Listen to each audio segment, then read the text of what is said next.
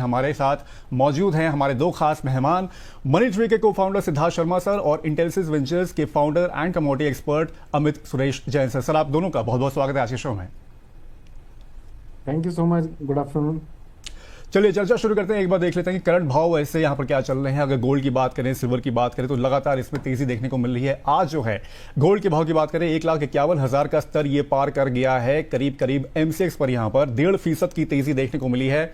Comics की बात करें यानी कि इंटरनेशनल लेवल पर बात करें तो यहां पर 1.5% से ज्यादा की तेजी इसमें भी देखने को मिली है। $4,371 पर गोल्ड यहां पर ट्रेड होता हुआ दिख रहा है। वहीं अगर चांदी की बात करें यहां पर आज करीब 8,000 रुपए की एमसीएक्स पर यहां पर बड़ी तेजी देखने को मिली है। 2,33,425 रुपए पर यह ट्रेड होता हुआ दिख रहा है। करीब 3.5% की इसमें भी तेजी है। इसके अलावा कॉमिक्स पर तो और भी तेजी देखने को मिली है। करीब 5% के आसपास कॉमिक्स पर यहां पर यह ट्रेड होता हुआ दिख रहा है। सिल्वर यानी कि प्रीशियस मेटल्स में यहां पर लगातार तेजी बनी हुई है, चाहे ले लीजिए गोल्ड, चाहे ले लीजिए यहां पर सिल्वर। इसके अलावा अगर अब 6 दिन की अगर तेजी की बात करें तो यहां पर लगातार करीब करीब अगर गोल्ड की बात करेंगे तो 6% के आसपास ये यहां पर बढ़ा है। वहीं सिल्वर की अगर बात करेंगे तो 9% के आसपास वहां पर भी तेजी देखने को मिली है। अमित सर, सबसे पहले आपसे इसमें हम लोग थोड़ी सी राय जानना चाहेंगे। यहां पर एमसीएक्स पर सर सोना जो है वो 1,51,000 का स्तर यहां पर पार कर गया है 10 ग्राम के लिहाज से अगर देखा जाए, और पिछले 6 दिनों में लगातार यहां पर तेजी बनी हुई है। आज और कल में खास तौर पर अगर देखा जाए तो जो एक जोन बाउंड यहां पर था वो काफी अच्छी तरीके से यहां पर टूटता हुआ आगे बढ़ा है। अभी क्या लग रहा है, क्या वजह है पहली बात तो ये, और आगे क्या ये जो तेजी है वो मेंटेन रहेगी यहां पर? अभिषेक जी, सबसे पहले तो मैं अपना डायलॉग बोलना चाहूंगा। बाजार हो या इंसान, जाना ऊपर ही है जी। लास्ट में भी हमने बातचीत करी थी जब हम लोग बॉटम तलाशने की कोशिश कर रहे थे। तो ये अभी देखिए, अगर हम चार्ट पैटर्न्स की बात करें, टेक्निकली बात करें, तो यहाँ से अब बाजार ओवरबॉट टेरिटरी में जाना स्टार्ट कर रहा है। तो यहाँ पर अगर किसी को fresh levels fresh entry point बनाना है तो मेरे ख्याल से थोड़ा कॉशियस अप्रोच रखना चाहिए। गोल्ड में जो तेजी आ रही है उसकी मेजर वजह है कि ग्लोबल सेंटिमेंट्स थोड़े पॉजिटिव नजर आ रहे हैं। क्रूड ऑयल टूट रहा है, डॉलर में गिरावट देखने को मिल रही है, और जैसा हम सिप की टिप बनाते हैं तो लोग एसआईपी भी करके ईटीएफ में निवेश कर रहे हैं। तो ये तमाम सारी वजह हैं जिसकी वजह से गोल्ड और सिल्वर में हमने बाउंस देखा हुआ है। लेकिन अभी भी यानी बहुत अट्रैक्टिव रेट्स हैं जो लोगों के अंदर फोमो ला सकते हैं। कहाँ 4 लाख रुपए की चांदी 2,33,000 रुपए पे चल रही है, तो लोगों के पास विजन बढ़िया तगड़ा वाला है, 4 लाख रुपए तक वापस जाएगी, अभी खरीद लो।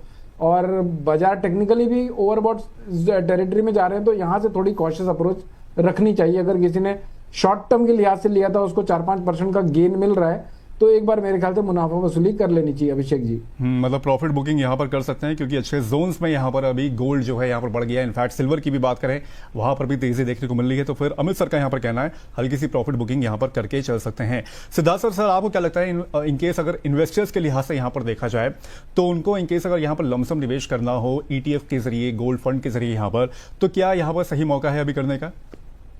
वेल अभिषेक, ये एक इंपॉर्टेंट क्वेश्चन है बिकॉज अगर हम देखें for the last 3 to 4 month जिस तरीके से गोल्ड एंड सिल्वर ने अपने स्लाइड डाउन एक्टिविटीज दिखाई हैं, उसके कारण इन्वेस्टर्स काफी निराश रहे हैं। इनफैक्ट ऐसे बहुत लोगों ने ये भी पूछा है कि क्या गोल्ड एंड सिल्वर का बॉटम हो चुका है या अभी भी करेक्शन होने के चांसेस ज्यादा है।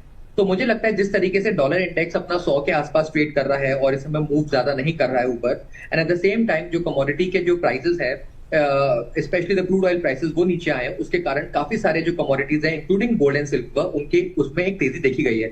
इनफैक्ट कल में 5% का गोल्ड के अंदर एक इंक्रीमेंट भी देखा गया है।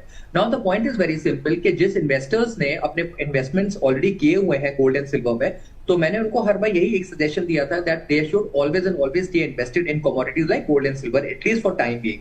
और अगर किसी इन्वेस्टर को एक नया इन्वेस्टमेंट करना है, so I think the best option would be through an SIP route, और थोड़ा सा पैसा वो लमसम के रूट पे भी इस लेवल्स पे डाल सकते हैं। क्योंकि बिकॉज जिस तरीके से हम हर बार अपने शोज पे कहते हैं कि एसआईपीज एक बहुत स्ट्रॉन्ग एवरेजिंग टूल होता है, जहां इनफैक्ट गोल्ड एंड सिल्वर में भी हम एवरेज करके एक अच्छा एक ल्यूक्रेटिव एक बाइंग पॉइंट्स ले सकते हैं। सो आई पर्सनली फाइंड दैट अगर हम थोड़ा सा पैसा लमसम अप्रोक्सीमेटली 20% ऑफ मनी जो हम गोल्ड एंड सिल्वर में इन्वेस्ट करना चाह रहे थे and remaining amount into an SIP form अगर हम मूव करते हैं, so we will find 2 or 3 very important factors. सबसे पहले ये कि आपकी जो एवरेज बाइंग कॉस्ट होगी वो काफी नीचे हो जाएगी। दूसरी चीज ये कि अगर आपने पहले गोल्ड एंड सिल्वर अगर हायर लेवल्स पे खरीदा होगा, तो अगर आप इस समय अगर आप थोड़ा सा अपना बॉटम फिशिंग करके अगर आप इन्वेस्टमेंट्स करेंगे तो आपकी बाइंग लेवल नीचे हो जाएगी।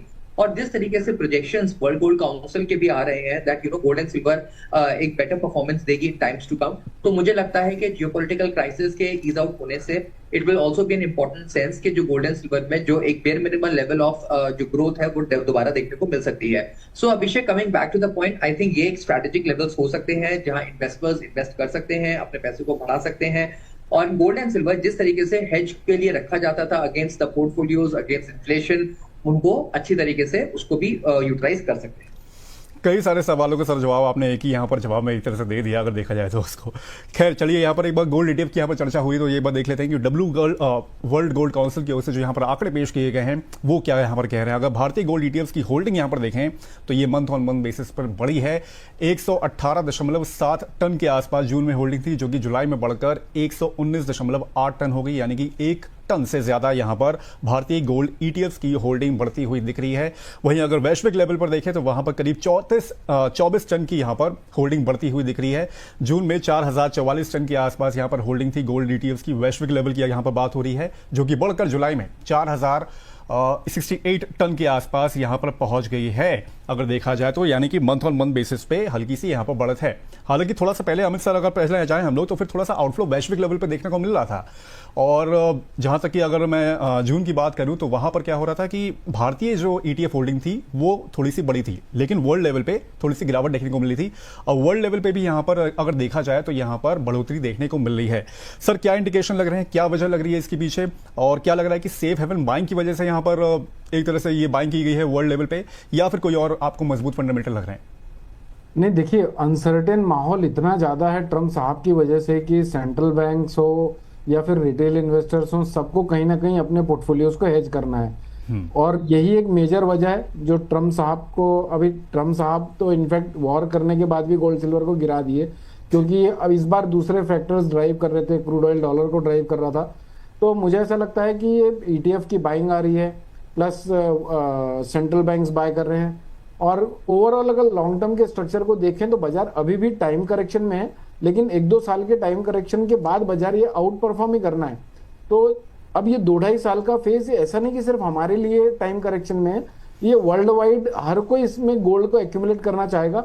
और ये आप जैसा मैंने शो के स्टार्ट में ही कहा कि इंसान हो या बाजार, जाना ऊपर ही है, जाना ऊपर ही है सर। हाँ, ओवरऑल स्लोली एंड ग्रेजुअली हर कोई बाय कर रहा है। और हम सब मिलके भी यही सजेस्ट कर रहे हैं कि पोर्टफोलियो का 5 से 10% एटलीस्ट गोल्ड और सिल्वर में इन्वेस्टमेंट रहना चाहिए। अभिषेक जी, सर मेरा सवाल दोनों के लिए, आप दोनों के लिए यहाँ पर रहेगा। आपने जैसे बोला सर अमित सर की इंस्टीट्यूशनल बाइंग यहाँ पर ज्यादातर एक तरह से अगर देखी जा रही है, उनकी तरफ से ज्यादा ETF यहाँ पर बाय किया जा रहा है। रिटेल निवेशक यानी कि थोड़ा सा पीछे है यहाँ पर अगर देखा जाए तो। सबसे पहले अमित सर, उसके बाद सर सिद्धार्थ सर आप। Retail investors actually Abhishek ji इस mindset get quick rich scheme वाले माइंडसेट से आता है।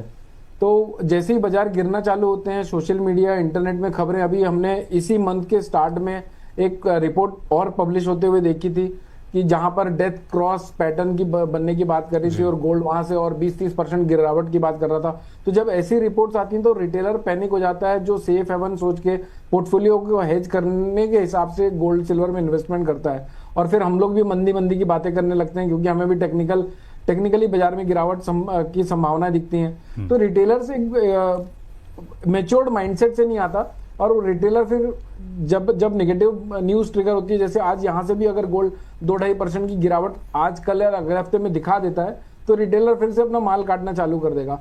तो रिटेलर बदले हुए मौसम की तरह होता है, जो थोड़ा सा वहां पर उनको अपने माइंडसेट को चेंज करना चाहिए। गोल्ड और सिल्वर में स्पेशली जब लंबे ट्रेड निकालने स्पेशली ETF वगैरह में, तो वहां पर थोड़ा लंबा नजरिया होना चाहिए। सिद्धार्थ साहब, आपका कहना है कि इंस्टीट्यूशनल बाइंग जो है वो यहाँ पर ज्यादा होती हुई दिख रही है इनकेस अगर वर्ल्ड के लेवल की अगर हम लोग यहाँ पर बात करें तो, और रिटेल निवेशक थोड़ा सा कहीं पीछे होता जा रहा है यहाँ पर?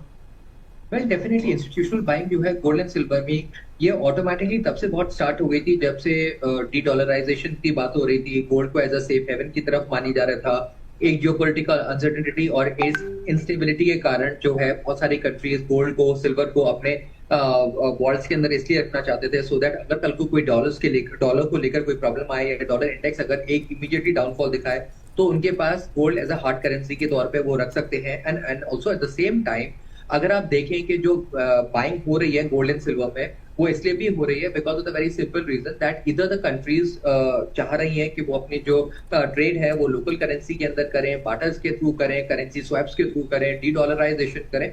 तो ये सारे के सारे बहुत इंपॉर्टेंट रीजन है। इनफैक्ट अगर मैं आपको बताऊं, एक टैरिफ एक बहुत बड़ा रीजन रहा है जिसके कारण एक ग्लोबल अनसर्टेनिटीज बनी रही थी, and as a result of it बहुत सारी कंट्रीज को डॉलर के ऊपर से एक कॉन्फिडेंस जो है वो एक खत्म होते हुए देखने को मिला, जिसके कारण एक गोल्ड की तरफ जो उनका जो एक इंक्लिनेशन था वो बहुत ज्यादा बढ़ गया था। So Abhishek, that has been one among the major reason जिसके कारण इंस्टीट्यूशनल बाइंग जो है गोल्ड एंड सिल्वर में एक एक्सेसिव रूप में हुई है।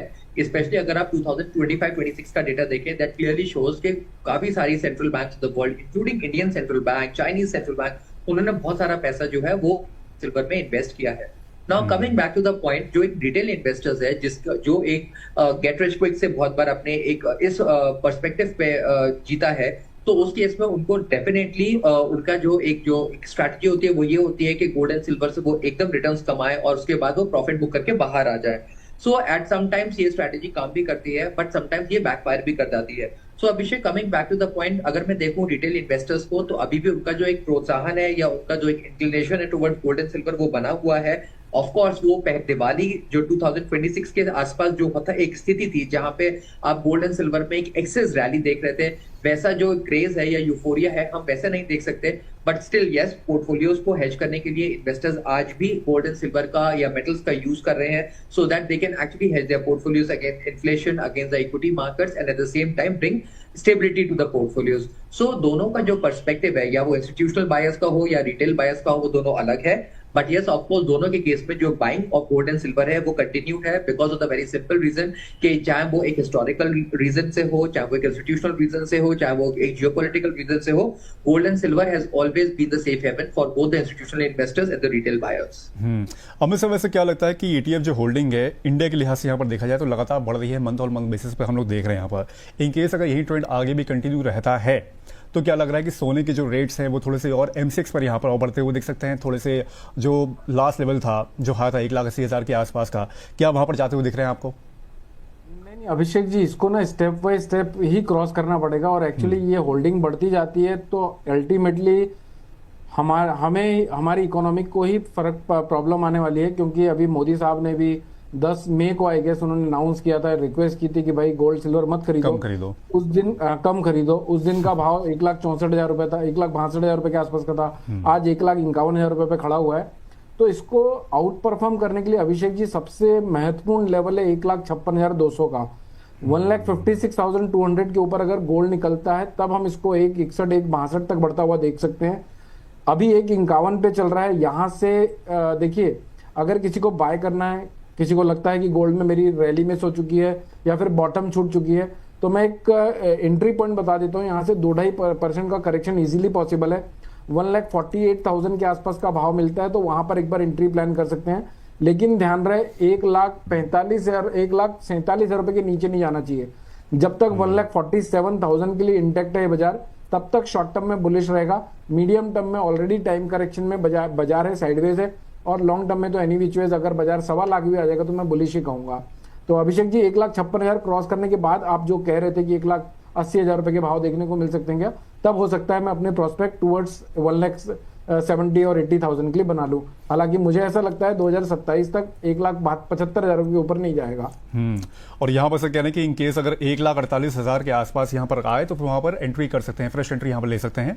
और ये ध्यान रखने की जरूरत है कि 1,47,000 के नीचे ना जाए। ये एक तरह से सपोर्ट लेवल आप बोल रहे हो ना, कि मतलब यहाँ पर इतना तो यहाँ पर होना चाहिए, राइट? जी, 1,47,000 के नीचे वापस से स्ट्रक्चर डैमेज हो जाएगा जो पॉजिटिव हुआ है शॉर्ट टर्म के लिए। ठीक है, तो ये लाइन निकल कर आती है। तो इन केस अगर कोई यहाँ पर एंट्री करना चाहता है फ्रेश एंट्री, तो 1,48,000 के आसपास भाव आने का यहाँ पर थोड़ा सा इंतजार करें। और 1,56,000 के ऊपर यहाँ पर इन केस अगर रेट क्रॉस करते हैं तो शायद पॉसिबिलिटी है कि जो ऑल टाइम हाई हम लोगों ने गोल्ड में देखा था MCX पर, वहां पर पहुंचता हुआ दिख सकता है। अभिषेक जी एक पॉइंट ऐड करना चाहूंगा। जब गोल्ड 1,70,000 रुपए के ऊपर निकला था तब भी हम बोनस के शो करते थे। उस समय भी मुझे टेक्निकल देख के बिलीव नहीं हो रहा था कि ये ऊपर जा क्यों रहा है। हालांकि उसने ट्रेंड लाइन ब्रेक करके अपने फॉल्स ब्रेकआउट देकर 1,92,93,000 रुपए का हाई ब्रेक किया, और फिर जब 1,72,000 रुपए के रेट को तोड़ा तो वो फिर 1,40,000 रुपए पे आ गया। मोरलेस अभी भी मुझे शॉर्ट टर्म के चार्ट्स देखकर, स्पेशली डेली चार्ट देखकर वही ट्रेंड वापस से नजर आ रहा है। हो सकता है ये दुल्हन की तरह तेजी हो जो बहुत जल्दी वापस नीचे उतर जाए।